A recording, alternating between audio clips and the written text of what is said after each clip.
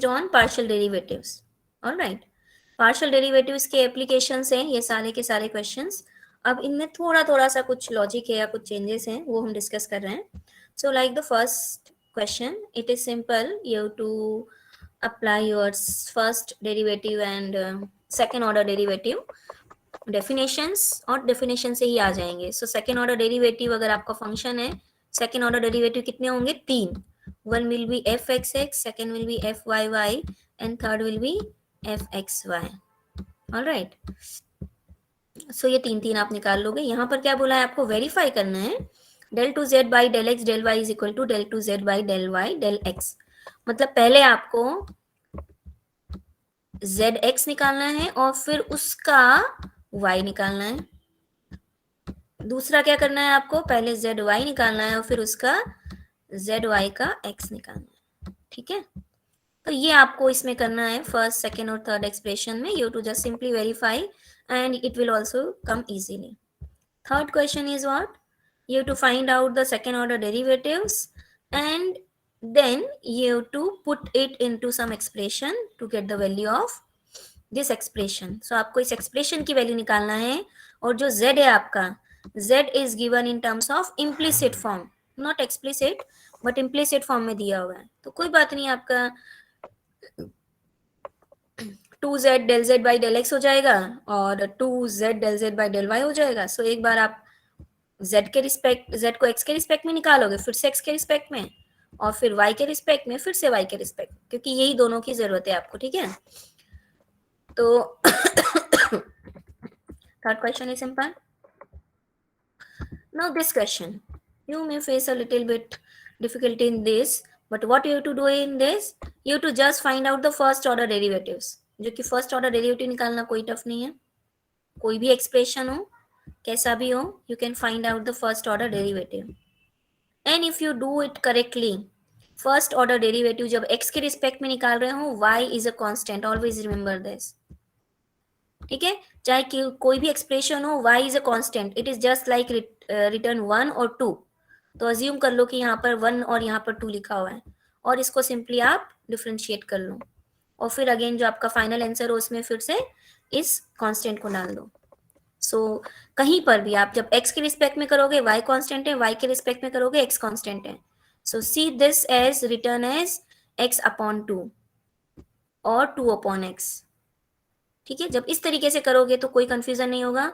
ये क्वेश्चन में भी आपके कैलकुलेशंस के बाद सिंप्लीफिकेशन में थोड़ा सा बड़ा एक्सप्रेशन आ सकता है, बट क्वेश्चन कोई भी डिफिकल्ट नहीं है कि आपको नहीं करने में आए, तो you can easily do this. ठीक है, fourth. Now fifth is again you have to verify few things, so you can easily verify it. यहाँ पर आपको दोनों को सेकेंड ऑर्डर डेरिवेटिव निकाल के मल्टीप्लाई करना है, और दूसरे साइड जो आपने ये सेकेंड ऑर्डर डेरिवेटिव निकाला है with respect to x and y, उसका स्क्वायर करना है. ओके,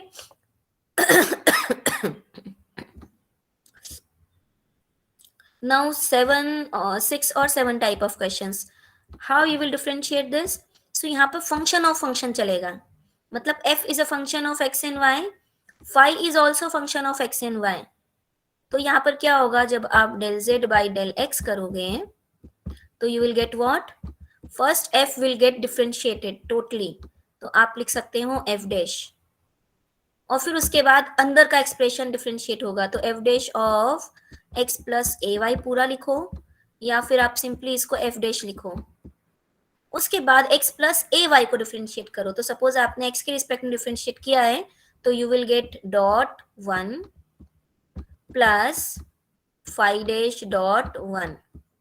ओके, जब del z by del y करोगे आप, तो आपको क्या मिलेगा? f डैश ही मिलेगा फिर से, क्योंकि f dash is a function of x plus y, तो f तो पूरा डिफरेंशिएट होगा, फिर अंदर का डिफरेंशिएशन करोगे with respect to y.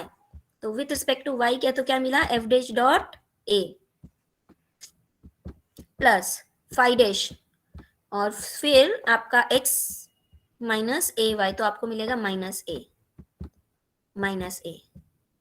Okay, minus A, not square. Square तो नेक्स्ट में आएगा.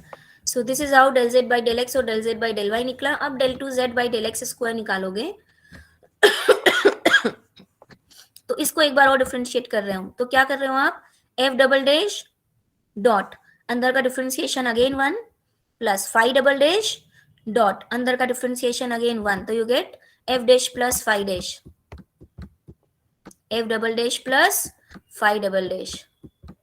और जब y के रिस्पेक्ट में करोगे दो बार del two Z by del Y square करोगे तो एफ डबल डैश अंदर का एक्सप्रेशन किया तो एक ए और आ गया तो you gate A square plus five double dash अंदर का फिर से डिफरेंशिएशन करोगे तो एक और माइनस ए, तो माइनस ए मिलके हो जाएगा प्लस का ए स्क्वायर, तो ए स्क्वायर बाहर निकलेगा तो f double dash plus five double dash.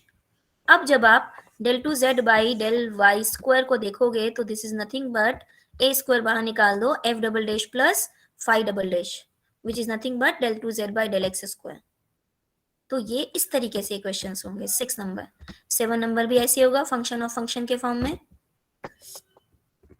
Del by del y of u del v by del x, तो पहले del v by del x करो, उसमें फिर u मल्टीप्लाई करो और फिर उसका डेल बाई डेल वाई निकालो।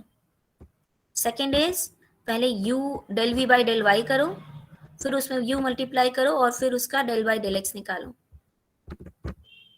Okay, now this type of questions जहां पे आपका थीटा दिया है in terms of t and r, यहाँ पर theta is a function of t and r, तो d theta by D R निकाल, sorry del theta by del R निकाल रहे हो तब क्या है आपका t कांस्टेंट है, तो जो भी आप निकालोगे एक्सप्रेशन उसमें आर स्क्वायर का मल्टीप्लाई करना पहले, उसके बाद उस एक्सप्रेशन का फिर से एक बार आर के रिस्पेक्ट में डिफरेंशिएशन निकालना और फिर ये जो एक्सप्रेशन आया इस पूरे एक्सप्रेशन में आर स्क्वायर डिवाइड करना। तो स्टेप बाय स्टेप करोगे, एलएचएस लाने के लिए 4 स्टेप आएंगी, RHS is just 1 step, you have to differentiate once del theta by del r, del मतलब थीटा को एक बार डिफरेंशिएट करना है with respect to t only, तो टी के रिस्पेक्ट में क्या, तो you will have a product because t की पावर एन और ई की power minus r square upon 4t, तो प्रोडक्ट है आपका, तो दो टर्म्स आएंगी आपकी, r इज अ कांस्टेंट, तो ये माइनस आर स्क्वायर की जगह समझ लो -1 लिखा है, बट फिर भी प्रोडक्ट ऑफ 2 है ना, तो यहाँ पर आपकी ऑलरेडी दो टर्म आएंगे और यहाँ पर जैसा भी आपका एक्सप्रेशन आएगा this too should be same, तो एलएचएस अलग से निकालो, आरएचएस अलग से निकालो और अगर ठीक कैलकुलेशन करोगे तो बिल्कुल ठीक आएगा, कोई प्रॉब्लम नहीं होगी। Okay, now 9th number question, UFR, R is root of x square plus y square, तो जब आपको f डैश r करना या f डबल डैश r करना है, मतलब जब आपको del u by del x निकालना है, क्योंकि u is a function of r but r is root of x square plus y square, मतलब आप जब डेल u बाई डेल x निकाल रहे हो it will be f dash और फिर root of x square plus y square का डिफरेंशिएशन फंक्शन ऑफ फंक्शन के जैसा, और जब आप del u by del y निकाल रहे हो तब भी एफ डैश और फिर डॉट लगा के root of x square plus y square का वाई के रिस्पेक्ट में डिफरेंशिएशन। सो इस तरह से आपके ये, और इसका एक बार भी नहीं दो बार डिफरेंशिएशन करना है, और जब दो बार डिफरेंशिएशन करके सम करोगे तो ऑटोमेटिकली ये बचेगा, कोई प्रॉब्लम नहीं है इसमें, ठीक है, ये एक्सप्रेशन अपने आप आ जाएगा, तो इस तरफ कुछ नहीं करना है आपको, बस इसमें एलएचएस की वैल्यू निकालनी है।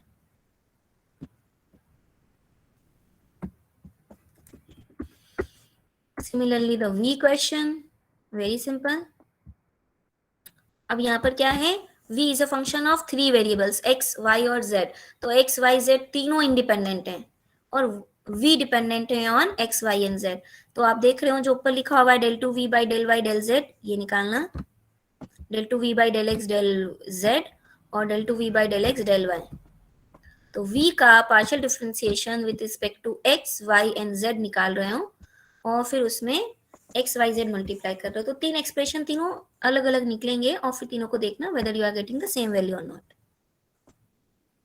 11 नंबर क्वेश्चन, वेरी इंपॉर्टेंट,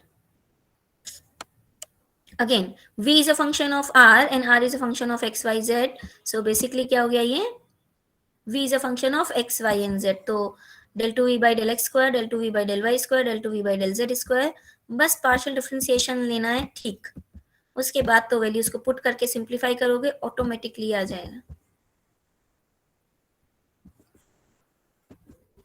ठीक है, 11 और 12। अब आते हैं क्वेश्चन स्लोप वाले। तो इनको देखो, जब स्लोप बोला है आपसे, slope along the x axis, x axis के अलोंग लेना है, तो क्या करना है?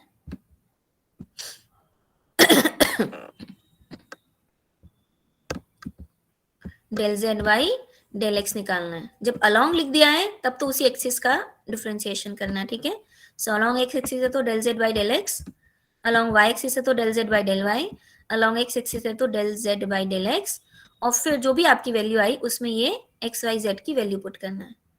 ठीक है, so 13 number question. 14 number is a point moves along the intersection of elliptic and the plane y is equals to 1. जब y is equals to 1 बोला है, y is equals to y naught बोला है, तो क्या करना है? Rate of change with respect to x निकलेगा, और लिखा भी है वहां यहाँ पर। तो बस सिंपली इसका del z by del x निकालना है। तो क्वेश्चन देखो कितना बड़ा है, बट काम क्या करना है? सिर्फ और सिर्फ del z by del x निकाल के उसकी वैल्यू निकालनी है 217 पे। सिमिलरली 15 में क्या करना है? स्लोप ऑफ द टेंजेंट निकालना है। एक कर्व दिया है और एक प्लेन दिया है। अगर प्लेन है x इज इक्वल टू -1 तो del z by del y निकलेगा, और अगर plane y is equal to 1 दिया है तो del z by del x निकलेगा। और such type of questions come and it is being asked that you are whether you are clear about the concept or you are confused about the concept. तो clear होगा तो कोई doubt नहीं होगा। अब ये देखो 16, 17 एंड 18 कितने क्वेश्चन हैं ये? 18। क्वेश्चन जितने बड़े हैं उसका सॉल्यूशन उतना ही सिंपल है। जितने बड़े क्वेश्चन से सॉल्यूशन उतना ही सिंपल है। क्यों बोल रही हूँ मैं? सो देखो इसको, a volume V of a right circular cylinder is given by the formula, okay, where R is the radius, H is the height, okay. Find the formula for instantaneous rate of change of V, okay, with respect to R if R changes and H remain constant. अगर R को change करना है और H को constant रखना है, और V is a equation in R and H, मतलब V is a function of R and H। R को चेंज, V की रेट ऑफ चेंज देखना है, R को चेंज करके और H को फिक्स रख के, मतलब क्या निकालना है? बेसिकली आपको निकालना है del V upon del R। ठीक है, तो इतना बड़ा लिखा हुआ है, बट करना क्या है आपको? ये दिया हुआ है, आपको del V upon del R निकालना है। सेकेंड में del V upon del H निकालना है।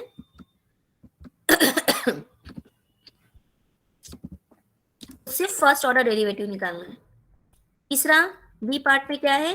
Suppose that R is a constant value of 8 and H varies. तो H वेरी कर रहा है और R फिक्स है, मतलब del V upon del H। और क्या करना है? इसकी वैल्यू कब निकालनी है? इसकी वैल्यू निकालनी है जब R 8 है और H 6 है। तो मतलब जो आपने फर्स्ट ऑर्डर डेरिवेटिव भी निकाला है उसको आप पॉइंट R8 और H6 पे निकाल लो। समझ गए? सिमिलरली सेकेंड सी पार्ट में क्या है? सी पार्ट में लिखा है H is a constant value but R vary. तो अगर H की कांस्टेंट वैल्यू है, R वेरी कर रहा है, मतलब del V upon del R जो आपने निकाला है उसमें H को 4 रखो और R को 6 रखो। तो क्वेश्चन क्लियर हुआ 16 number. It looks like a very big question, और अगर नहीं देखा ऐसा तो एग्जाम में also you may tend to leave this question कि इतना बड़ा पता नहीं क्या पूछा है, बट एक्चुअल में देखोगे तो this is simplest of this total exercise. Okay, अब देखते हैं 17 नंबर क्वेश्चन। तो 17 number question says that ideal gas law, pressure, temperature, volume, all right, it is given by this formula. बस फॉर्मूला देखो, as a maths person look at the formula, what you need to do. K की value दी है, ठीक है। अब क्या बोला है आपका? V is measured in terms of T and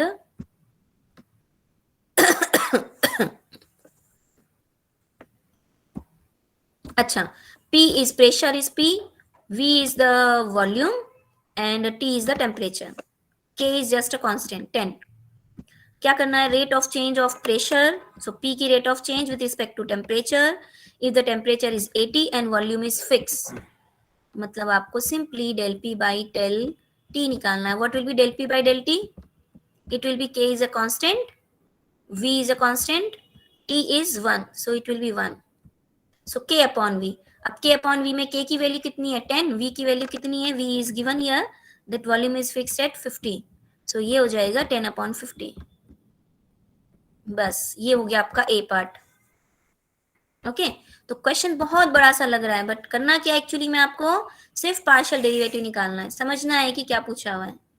और इस तरह के क्वेश्चंस होते हैं actual real life examples, practical problem. और अगर आपको समझ में आया तो a very simple formula. Similarly B part में क्या करना है, instantaneous rate of change of volume with respect to pressure. Okay if the volume is 50 and temperature is fix, तो रेट ऑफ चेंज वॉल्यूम का निकालना है विद रिस्पेक्ट टू प्रेशर, मतलब आपको del V upon del P निकालना है. तो या तो आप del V upon del P इसी से निकाल लो, या फिर पहले इसको लिख लो आप v as a function of p and t. तो v as a function of p and t निकाला तो kt अपॉन p आ गया ना. अब del v upon del p निकाल लो, it will be what, minus kt upon p square. अब p और t की वैल्यू रख दो जो भी दी हुई है 80 और 50. क्लियर हुआ? सो इतने सिंपल क्वेश्चन है. अगेन द थर्ड 18 वाला. तो क्वेश्चन को समझना इज हाफ डन. जो बोला जाता है वो इन तीनों क्वेश्चंस के लिए बिल्कुल ट्रू है कि if you understand the question then it is half क्या, इट इज फुली डन. अब यहाँ पे देखो कितना बड़ा सा क्वेश्चन लग रहा है. Temperature at a point on a metal in the x y plane. My god, but दिया क्या है, t is a function of x and y. अगर आप इसको ऐसे देखोगे तो very simple function. Okay find the rate of change of temperature with respect to the distance if we start at 2 3. तो rate of change of temperature निकालना है, मतलब del t upon del x या del t upon del y निकालना है. तो right and parallel to x axis, parallel to x axis निकालना है, मतलब del t upon del x. और पैरेलल टू y एक्सिस निकालना है, मतलब y एक्सिस के पैरेलल इक्वेशन क्या बनती है. कोई लाइन है पैरेलल टू y एक्सिस तो उसकी एक्सप्रेशन क्या होता है, x is equal to x naught. और x is equal to x naught के डायरेक्शन में अगर आपको स्लोप निकालना है तो कैसे निकलता है स्लोप या rate of change, del T by del Y.